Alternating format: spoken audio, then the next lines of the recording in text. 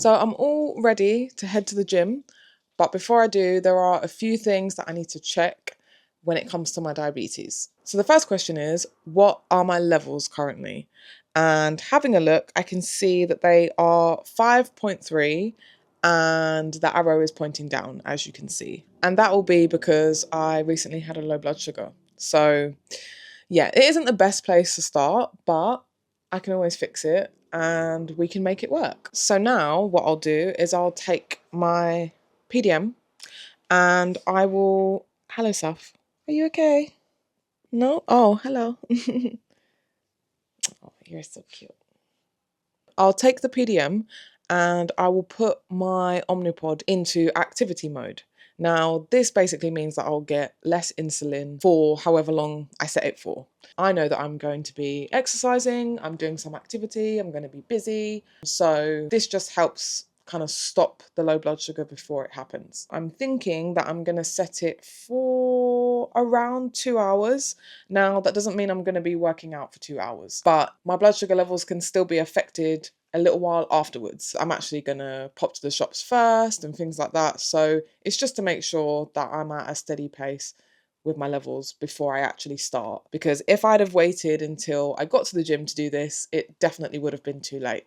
So I'm setting it for 2 hours and hopefully that will be enough. That's step 2. Step 3, I'm probably going to have some kind of carb before I start as well, because I really don't want to have to stop what I'm doing, sort out the low blood sugar and then continue once I'm in a safe place again, because that just takes up so much time. And, you know, I just want to be able to go, work out and come home. So even if it means I run a little bit high during the exercise, I'm okay with that because I know that I'll always drop.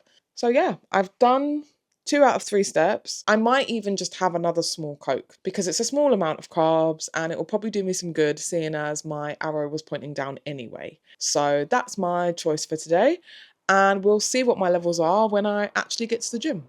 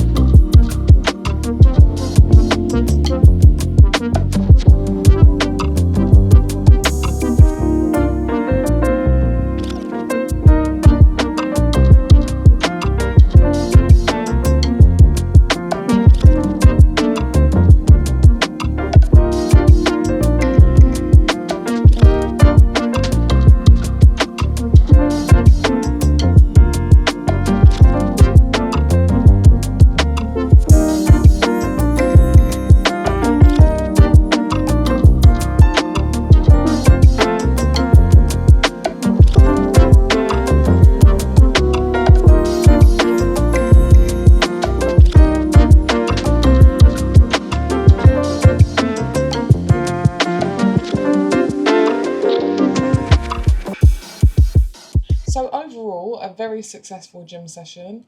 I didn't go low while I was there, which is amazing. But as you saw, I had to make quite a few adjustments that weren't part of my original plan, but that's how it rolls when you have type 1. I managed to keep myself steady for the whole time.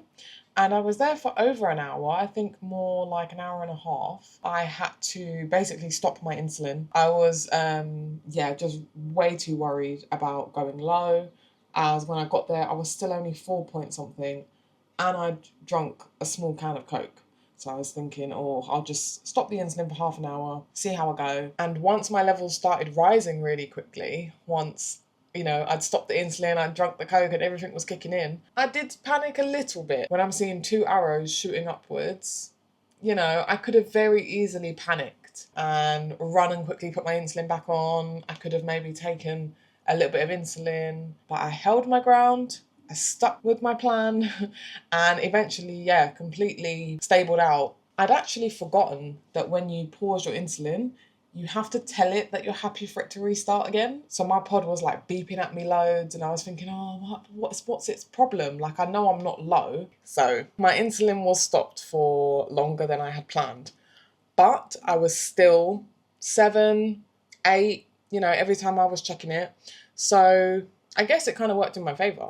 But since coming home, I've actually had a protein shake that you just saw me make. I haven't taken any insulin for it yet. What I'm going to do is I'm going to check my levels because obviously I'll need to take some insulin for the milk, but it all depends on kind of how my levels are since working out. So let's do that now.